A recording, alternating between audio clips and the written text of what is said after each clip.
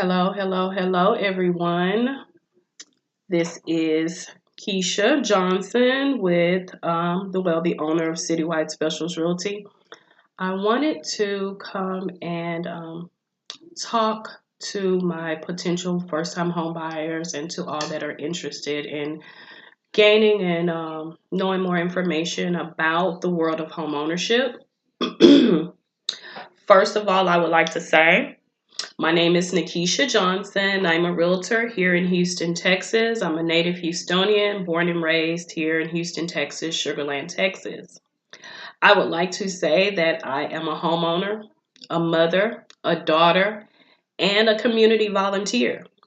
I would like to say that the statements that I say, my opinions, are not a reflection of my real estate brokerage. And as a real estate agent, sometimes I am a person, and I do have a potty mouth at times. So if I, have some verbiage that is undesirable, I would like to apologize in advance.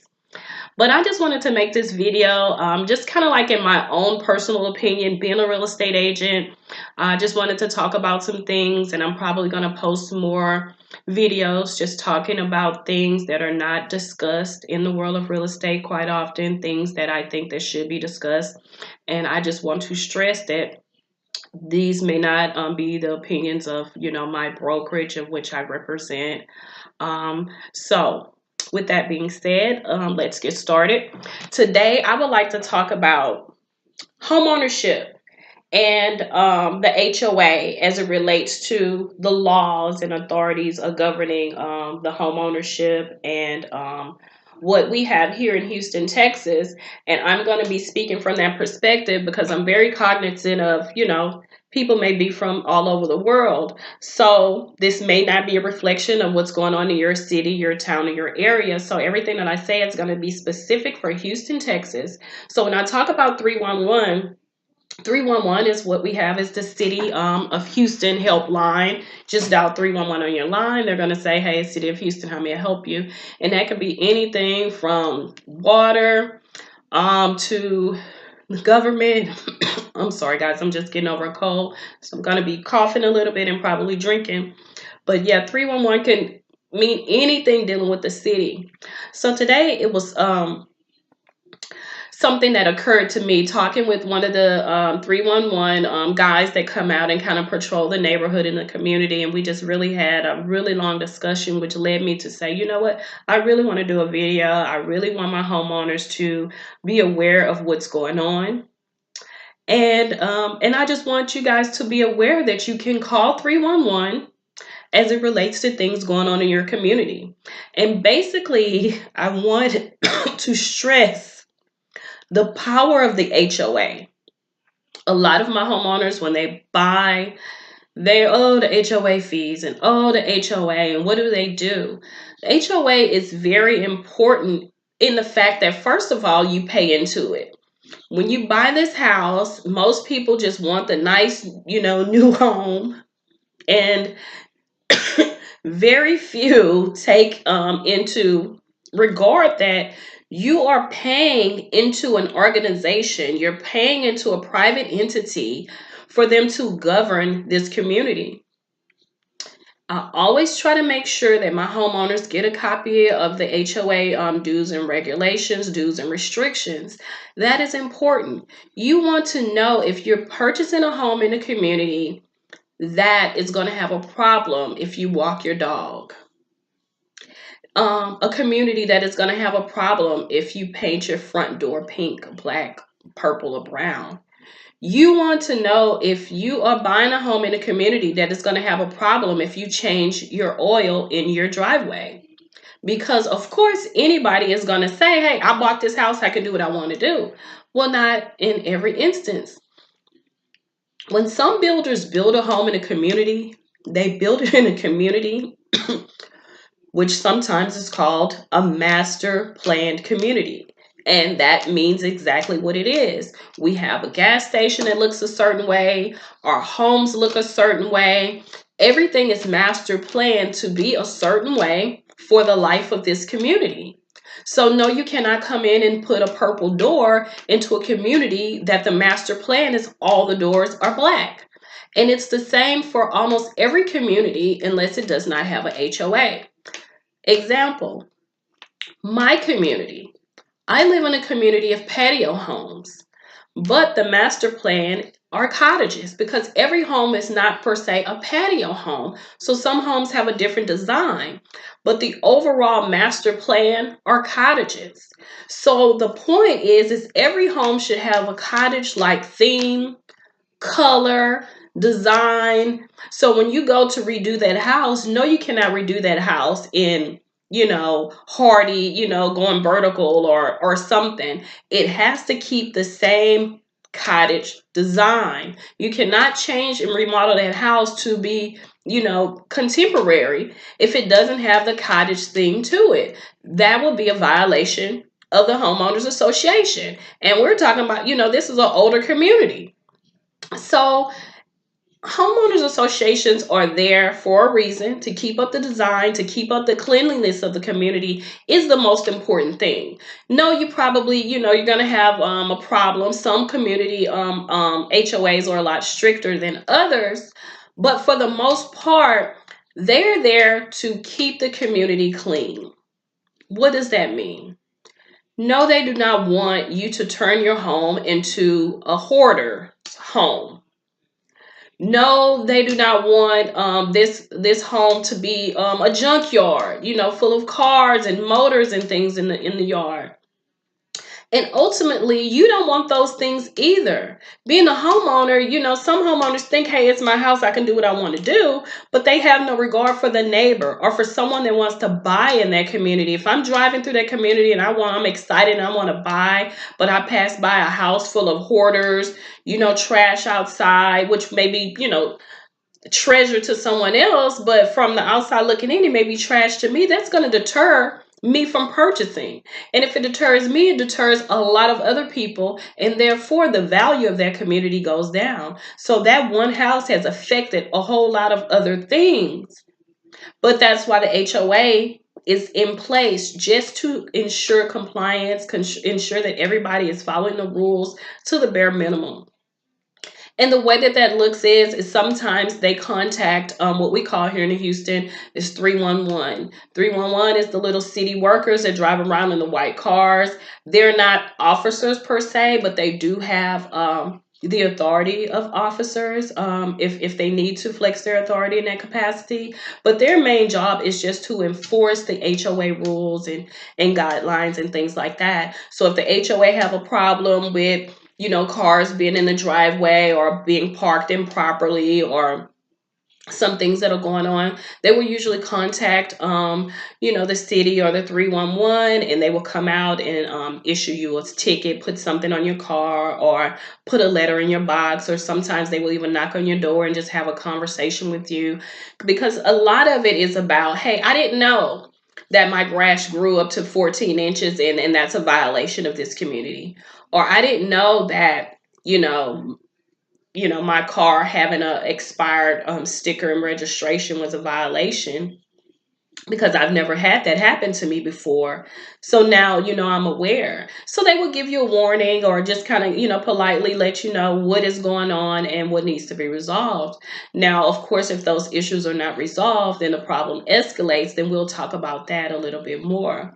But just to kind of stick to the subject, I just wanted you guys to kind of know, what the capacity of HOA is, what 311 does, ensuring the cleanliness of the community. And now I would like to talk about the things that they regulate. Now, I have a little pamphlet that I got today from one of the help workers, and it looks like this. I don't know if it looks backwards to you guys, but it's the Department of Neighborhoods Inspections and Public Service Neighborhood Code Violations. And this is just a small sample package of what violations look like, the most common violations. But if you want to know more, I suggest that you go to the website 311cityofhouston.gov, IPS. or you can contact the 311 to get more details, because it is very detailed. It can go very detailed. This thing can go from a warning all the way to fines of hundreds of thousands of dollars. So that is why I wanted to really make this page, just to kind of inform you and enlighten homeowners on the importance of HOAs and 311, and just knowing more about your community. You are paying for these services. When you're paying taxes, you are paying for this service worker to drive around and make sure that your community is cool. When you're paying your monthly fee or your annual fee for your HOA, you are paying for them to help ensure that your community is meeting the minimum standards. And you should be more involved and aware of what's going on.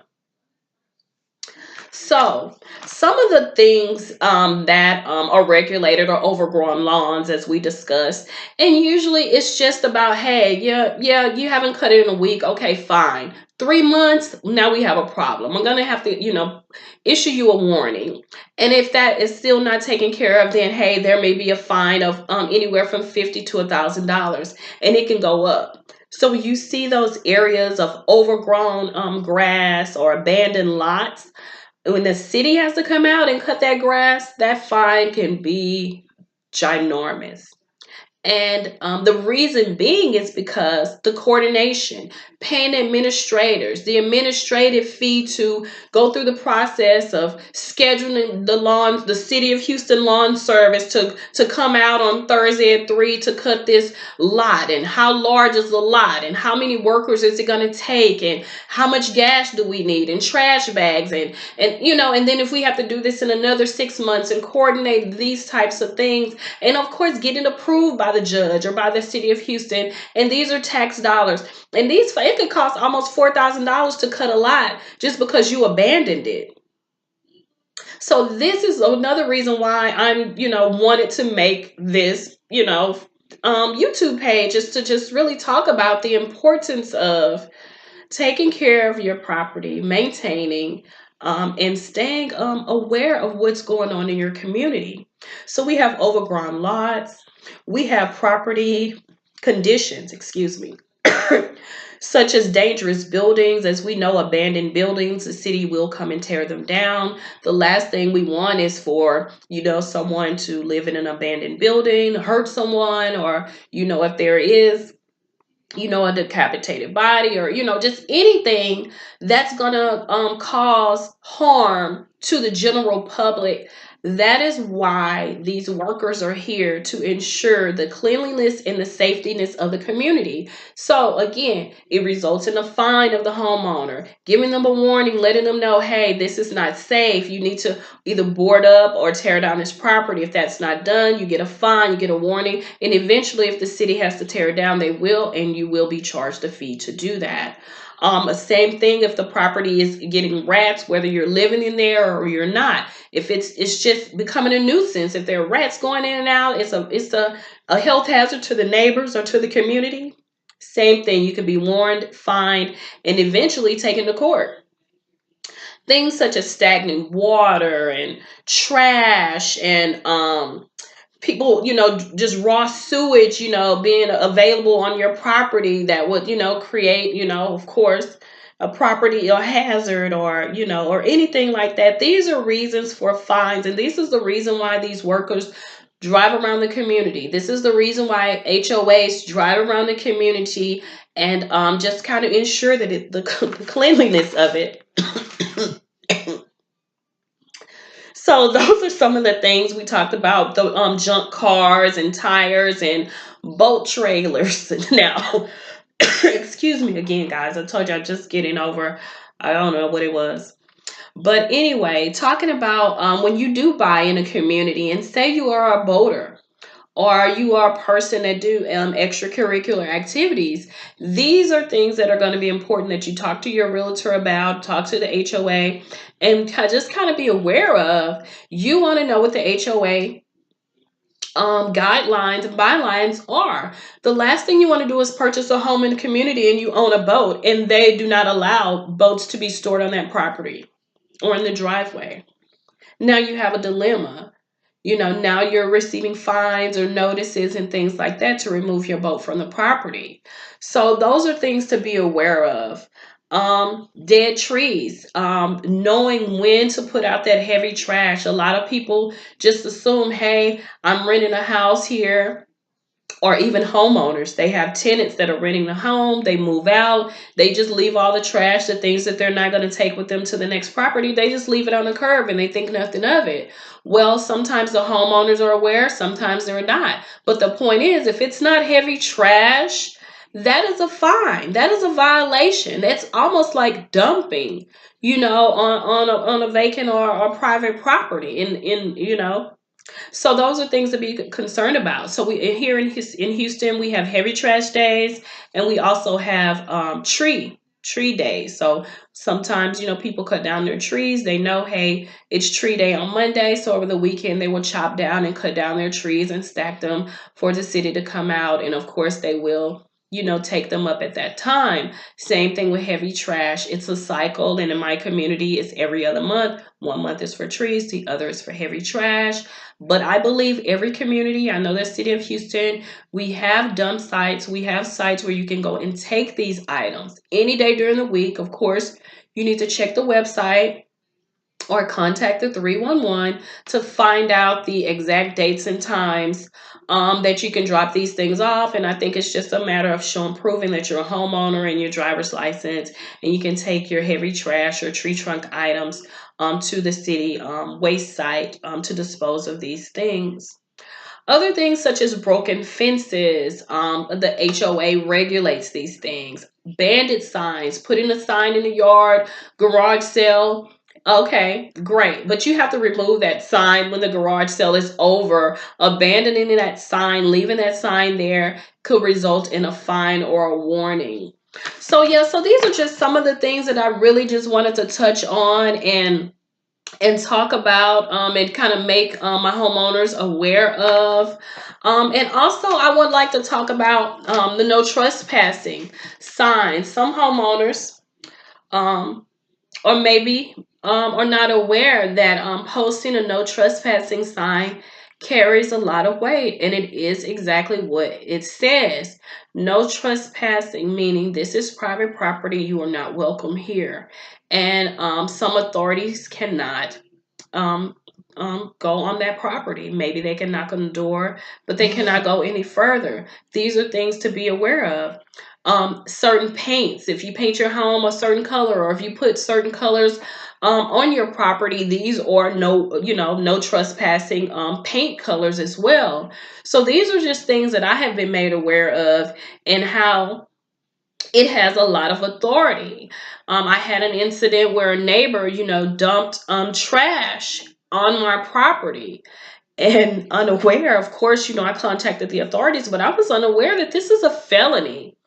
It's a felony to illegally dump. So if you have a neighbor that cuts their grass, or if it's a child, or just a vindictive person, and they decide to just throw this trash in your yard, over your gate, that is a felony fine for trashing or dumping. And you being a homeowner, you have a lot of authority that you have paid into this HOA, you have paid into the city tax system, to have someone to have your back on these things. So those are some things to be aware of as well. Um, let's see what else. The no trespassing signs, the fines for these things, and I just wanted to touch on homeowners. The reason why these things are in place is because there are so many homeowners that are, I don't even want to say lazy, more than I want to say kind of greedy, I would say. And they just really, they are, or selfish is the word. They're homeowners that they're saying they're going to do it. They're going to get to it. The grass is overgrown. They're going to get to it. Whether these people are ailing or old or just don't have time. There are, landlords that own several properties that they are not maintaining as well as they have in the past. They refuse to hand over some of the maintenance to someone else. such as myself, a real estate agent, or a family member, or someone that can help them.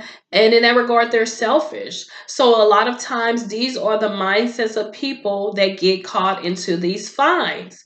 There are a lot of homeowners that are older and they just don't have the manpower, the money, the capacity to keep the lawns maintained, to maintain the home from rodents or stagnant water and things like that. And that's unfortunate. It's unfortunate that they get notices and there's nothing that they can do about a nuisance that is being caused unintentionally, and it eventually results in a fine or results in them going to court and probably them losing their property. But before it gets to that, I'm a source. Your real estate agents or sources.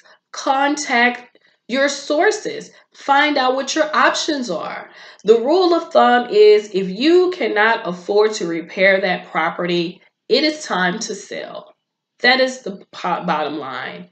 If you've been in that house for all of your life, it's been left down to you or whatever, it has sentimental value, you're not going to get what you want for it. Whatever the case may be, I have heard every story in the book.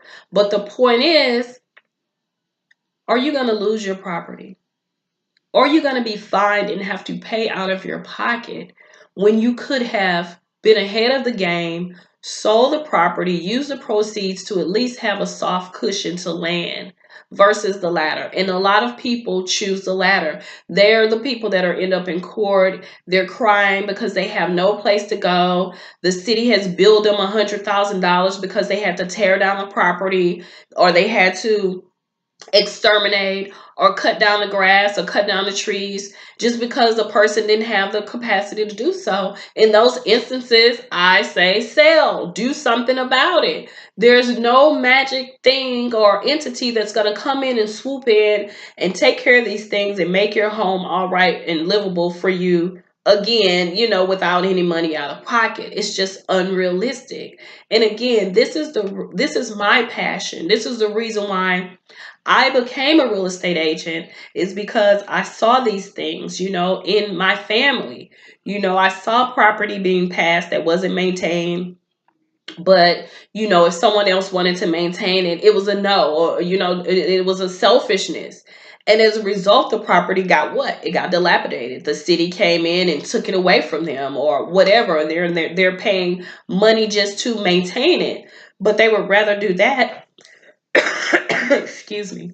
They would rather do that than to, you know, give it to someone, put it in the hands of a family member or a realtor or some entity that's going to maintain it for the best.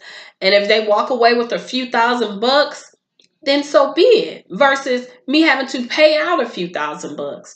That's not the goal.